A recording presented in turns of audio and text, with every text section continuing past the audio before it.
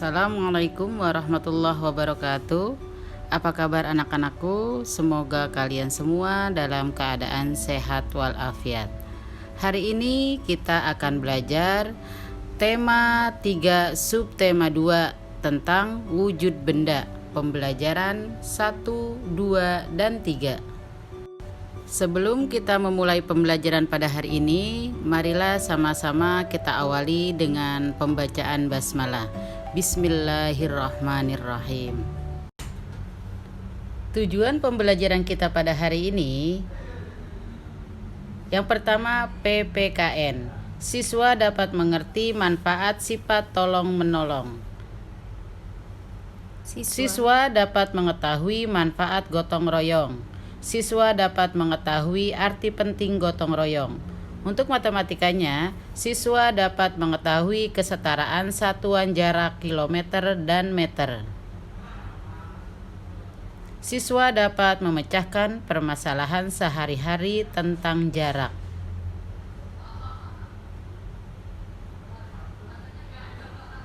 SBDP-nya, siswa dapat mengetahui gerak dalam tari.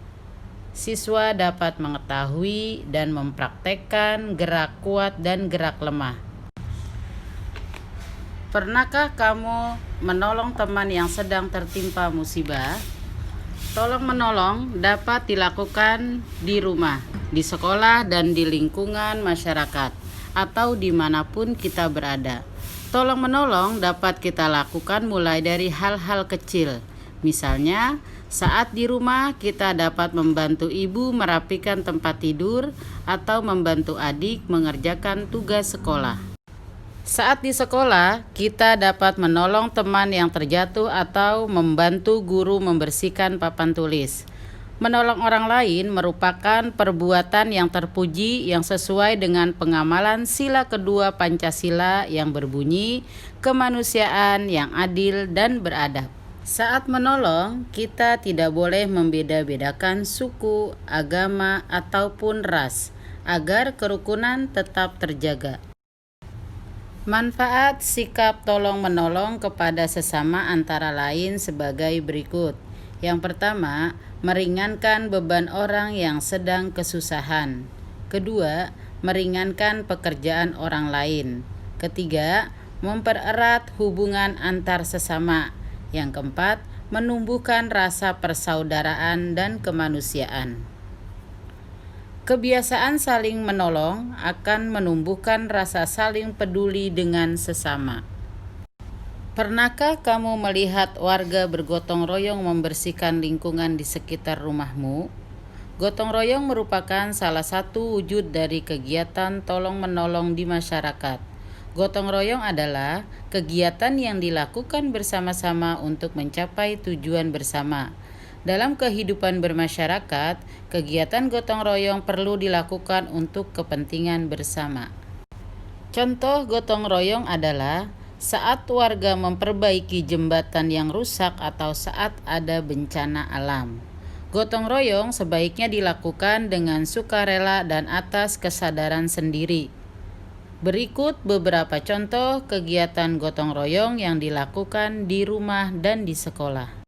Di rumah, kita bergotong royong membersihkan halaman rumah. Di sekolah, kita bergotong royong membersihkan halaman sekolah. Apakah kamu pernah melihat berita tentang banjir? Biasanya setelah banjir surut, lumpur dan sampah menumpuk di jalan maupun di rumah-rumah warga. Jika tidak segera dibersihkan, sampah dan lumpur tersebut dapat menjadi sumber penyakit. Membersihkan lingkungan akan membutuhkan waktu lama jika dilakukan sendiri-sendiri oleh warga. Dengan bergotong royong, pekerjaan membersihkan lingkungan menjadi lebih ringan dan cepat selesai. Kegiatan gotong royong perlu dilakukan untuk kepentingan bersama. Dengan bergotong royong, warga memiliki tanggung jawab bersama. Kebersamaan dan keakraban antar warga akan terwujud. Tahukah kalian, manusia tidak dapat lepas dari benda di sekitarnya. Keberadaan benda mempermudah manusia melaksanakan aktivitasnya. Ada benda yang berbentuk di alam dan ada benda yang dibuat oleh manusia. Batu, air, dan pasir merupakan benda yang terbentuk di alam. Mobil, gunting, dan kertas merupakan benda yang dibuat oleh manusia. Apakah kamu memperhatikan perbedaan dari benda-benda tersebut? Benda dapat dikelompokkan dalam 3 wujud, yaitu wujud apa sajakah? Wujud benda ada 3, yaitu padat, cair, dan gas. Tas, buku, dan pensil berwujud padat. Minyak dan air berwujud cair. Gas hidrogen dalam balon berwujud gas. Sifat-sifat benda padat yaitu bentuknya tetap, volumenya tetap, menempati ruang, dan mempunyai berat. Sedangkan sifat-sifat benda cair, bentuknya mengikuti wadahnya, mengalir dari tempat yang tinggi ke tempat yang rendah, dan selalu menekan ke segala arah. Sedangkan sifat-sifat benda gas, bentuknya berubah-ubah, dapat mengisi semua ruangan, dan menekan ke segala arah. Pernahkah kamu naik alat transportasi seperti pada gambar? Tahukah kamu termasuk ke dalam wujud benda apakah motor itu? Ya, motor adalah termasuk benda padat. Perhatikan denah jarak ke rumah nenek berikut ini. Pada hari Minggu, Edo dibonceng ayah ke rumah nenek. Edo dibonceng ayah dengan motor. Jika ada pertanyaan, jarak rumah Edo ke rumah nenek 5 km 300 meter, berapa jarak rumah Edo ke rumah nenek dalam satuan meter? Untuk menyelesaikan soal tersebut, perhatikan jarak rumah Edo ke rumah nenek. Jadi 5 km ditambah 300 meter sama dengan berapa meter? Jadi kita dari kilometer kita jadikan dulu meter. 5 km sama dengan berapa meter? Ya, perhatikan. 5 km dari kilo ke meter. Itu turun atau naik? Dari kilo 1 jadi turun. 1, 2, 3. Berarti 3 tangga turun. 5 dikali karena 3 1 2 3 berarti 1000 sama dengan berapa? 5 dikali 1000 sama dengan 5000. Karena ini 300 meter. 300 meter. Ditanyakan apa? Ditanyakannya meter. Karena sama, meter menjadi meter tetap. Jadi 300 meter sama dengan 300 meter. Tinggal kita jumlahkan. 0 ditambah 0, 0 ditambah 0, 0 ditambah 3. Jadi 5300 meter. Jadi jarak rumah Edo ke rumah nenek 5 km ditambah 300 meter sama dengan 5300 meter. Contoh pertanyaan yang kedua, jarak yang harus ditempuh Edo dari rumah ke kebun binatang adalah 1523 meter. Berapa jarak rumah Edo ke kebun binatang dalam satuan kilometer dan meter? Yang kedua yaitu jarak rumah Edo ke kebun binatang. Jarak rumah Edo ke kebun binatang itu 1523 meter. Dijadikan kilometer dan meter. Ya, kita selesaikan dulu dari meter menjadi kilo. Kita uraikan terlebih dahulu. 1523 kita jadikan meter. 1000 meter ditambah 523 meter. Karena ini masih meter, maka kita jadikan dulu kilo.